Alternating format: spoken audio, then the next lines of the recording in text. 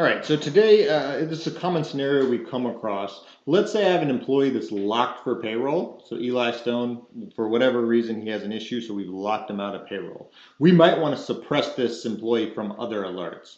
And so an example being employees with gross pay above a threshold. And so if I look at this one right now, you can see that Eli's here. And it's not a surprise because his previous period was his normal payroll, but then in the current period, because he's locked for payroll, he doesn't have any amount, so of course he's going to trigger this. And then you might have other ones as well that are assuming you have payroll results.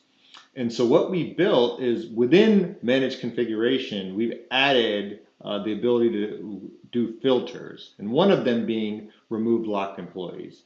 And so what I can do here is set this variable to true. And now immediately, if I take a look at this and rerun this, you'll see that now it doesn't have Eli in here because he's filtered out.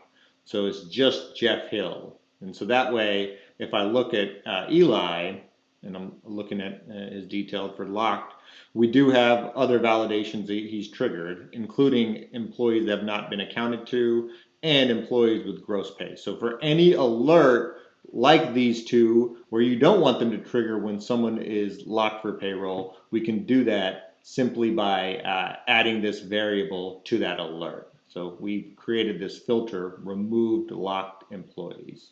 All right, thanks for watching. Please like, subscribe, and let me know what else you want to see. Thanks.